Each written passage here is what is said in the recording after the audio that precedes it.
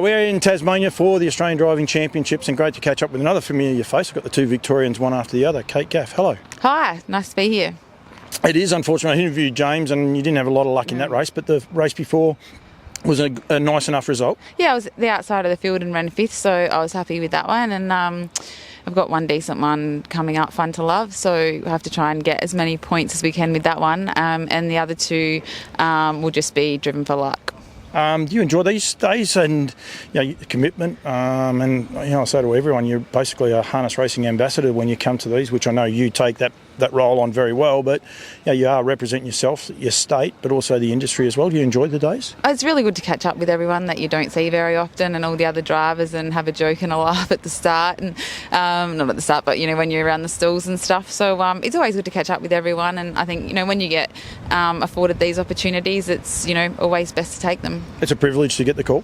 Yeah, definitely. Yep. I think you it's a pretty hard thing to turn down. So to represent your state at anything. So it's obviously a long day coming here, but like I said, good to catch up with everyone and just enjoy it. We're heading back tonight. So I know some people are staying the night and might have a few drinks and stuff, which is it's good for them. Yeah, and it is good for the soul.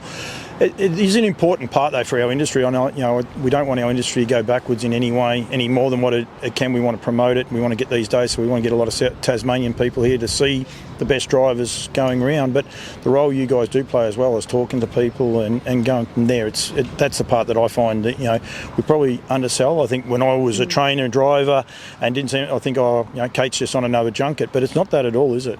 No, it's definitely not. And actually, interestingly enough, when we were all together before the first race, we met the racing minister. She was here as well, and she actually asked me what can she do to get people to want to watch the sport and bet on the sport. And unfortunately I didn't have a very clear answer for her. It's just incredibly difficult. There's so many things, so many sports and so many things to bet on these days. I think that's the number one cause, and obviously I think the quicker it's over, the probably better from a punting perspective, but we did sort of trial the shorter races. So it's just about getting people to find it exciting, and we need to try and really work on that. But it's exciting for us to be here today and participate in it. You come from a very different side because your brother-in-law, being Adam Hamilton, he knows that side. So you like myself, probably get afforded some stuff that other people don't get to understand with the industry and some of the challenges. Do you see, or do you have something that you think, not necessarily Adam or me or someone, do you have something that maybe be able to get people interested in a sport that we all love? We love it because we're entrenched in it. Yeah. But do you have an idea? Oh, look, like I've racked my brain and spoken to a lot of people, and it's really tricky. But, obviously the greyhounds kind of overtook us, and their races are over very quickly. So it's just hard. It's hard. Like, I think the longer the race is, the more boring it is in Victoria, and so the harder it is to have that attention span to watch it.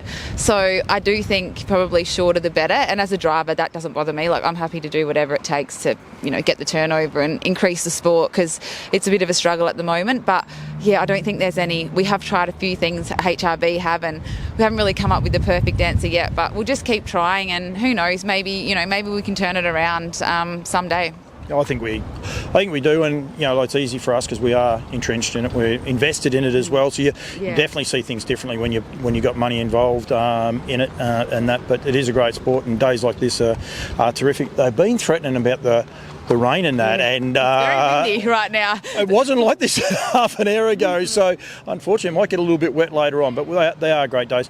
Kate, thank you. Thank you as always for being a great ambassador for our sport and continuing doing what you're doing. You are the most winningest Group 1 winning female driver. It's actually interesting you say about long distance. I was looking at your top 10 that they have on the HRA profile.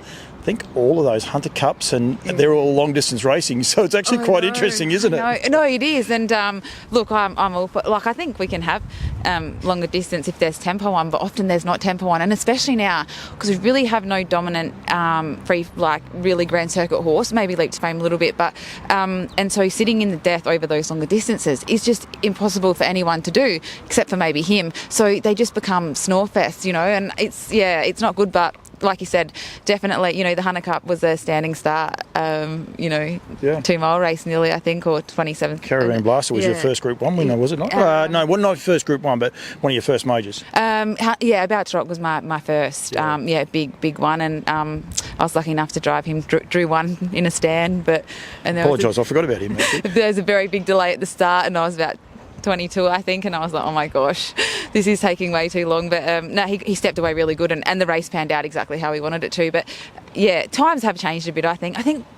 Stands are tricky because we fire all our horses off the gate now, and then to expect them to all go away from a stand, it doesn't really happen. And the fact that horses were starting to get handicapped in those races, you couldn't go in them, and you wouldn't see the best horses in them. I know everyone says bring back the stands for those races for the Hunter Cup, but the good horses won't go in them off 30. It's just mission impossible, as we've seen in recent times, and when we have stands.